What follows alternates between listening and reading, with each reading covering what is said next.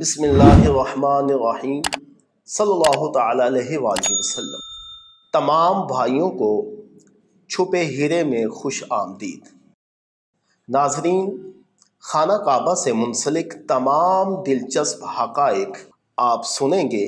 180 مربع میٹر رقبے پر محیط کعبہ شریف کو حضرت آدم علیہ السلام کی تخلیق سے تقریباً 2000 سال قبل فرشتوں نے موتیوں سے بنایا۔ حضرت جبرائیل نے اپنے پر کے ساتھ نشان لگایا اور تحت الثری تک بنیاد قائم رکھی۔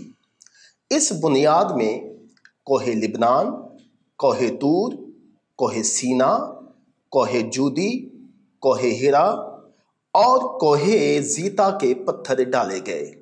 اس کے بعد خانہ کعبہ شریف کی تعمیر میں کوہ ابو قیس، کوہ ہرا اور کوہ درکان کے پتھر ڈالے گئے۔ یاد رکھیں، خانہ کعبہ شریف کی تعمیر ماہ ذی قعدہ میں ہوئی۔ خانہ کعبہ شریف کی اونچائی تقریباً 15 میٹر ہے۔ اعلان نبوت سے تقریباً 5 سال قبل کالی کملی والے آقا صلی اللہ علیہ وآلہ وسلم کی 35 سال کی عمر تھی کہ قریش مکہ میں سیلاب آیا، تو اس سیلاب کے سبب خانہ کعبہ کی تعمیر دوبارہ ہوئی۔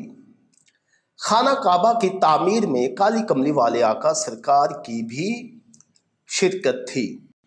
کالی کملی والے آقا سرکار صلی اللہ علیہ وآلہ وسلم نے خانہ کعبہ شریف کی تعمیر میں جب حصہ لیا تو اس وقت حجر اسود کو اس کے مقام پر نصب کرنے کا معاملہ پیش آیا، جس کو پیارے آقا پاک صلی اللہ علیہ وآلہ وسلم نے اپنی قائدانہ بصیرت سے حجر اسود کو نصب کرنے والے معاملے کو بہترین انداز میں سلجھایا اور حل فرمایا۔ پیارے آقا صلی اللہ علیہ وآلہ وسلم کی خواہش تھی کہ خانہ کعبہ شریف کو بنائے ابراہیمی پر تعمیر کیا جائے۔ پیارے آقا صلی اللہ علیہ وآلہ وسلم کے پاس وسائل ہونے کے باوجود بھی آپ نے خانہ کعبہ کو بنائے ابراہیمی پر قائم نہ فرمایا، تاکہ ایسا نہ ہو، اللہ نہ کرے، کہ لوگوں کے دلوں میں خانہ کعبہ سے متعلق تقدیس، جلالت اور حرمت والے جو عقائد ہیں وہ متزلزل نہ ہو جائیں، کیونکہ اسلام کی روشنی نئی نئی پھیلی تھی اور لوگوں کے ذہنوں میں خانہ کعبہ کی تقدیس، حرمت اور جلالت کا ایک تصور تھا۔ حضرت عبداللہ بن زبیر رضی اللہ تعالی عنہ نے پیارے آقا پاک صلی اللہ علیہ وآلہ وسلم کی خواہش کی تکمیل کی خاطر خانہ کعبہ کو بنائے ابراہیمی پر تعمیر کیا۔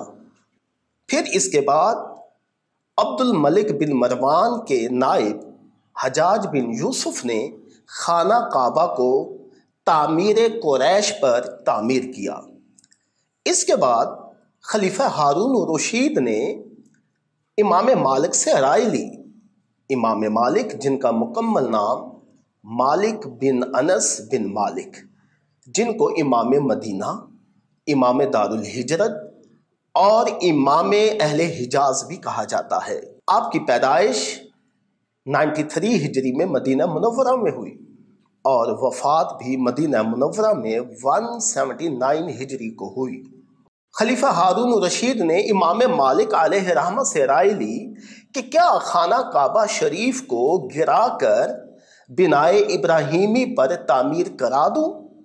امام مالک علیہ رحمہ نے جواب دیا، میں آپ کو قسم دیتا ہوں کہ خانہ کعبہ شریف کو اسی طرح رہنے دیں۔ منہدم کرنے سے، بار بار گرانے سے لوگوں کے ذہنوں میں اس کی ہیبت اور جلال میں کمی آئے گی۔ امام مالک علیہ رحمہ نے اپنی دینی بصیرت کے تحت، آپ کی رائے دور اندیشی پر مبنی تھی کہ آپ نے تعمیر کعبہ کو روکا۔ کیوں؟ ایسا کرنے سے پھر ہر آنے والا نیا بادشاہ یہی چاہتا کہ خانہ کعبہ کی تعمیر میری طرف منسوب ہو اور یہ بازی چائے اطفال بن جاتا۔ امام مالک علیہ رحمہ کا یہ امت پر احسان ہے کہ انہوں نے اپنی حکمت کے تحت آنے والے زمانوں میں رونما ہونے والے فتنوں کو روکا۔ اللہ رب العالمین جل جلالہ و عم نوالہ ہمیں صحیح معنوں میں اسلام کا سچا سپاہی بنا۔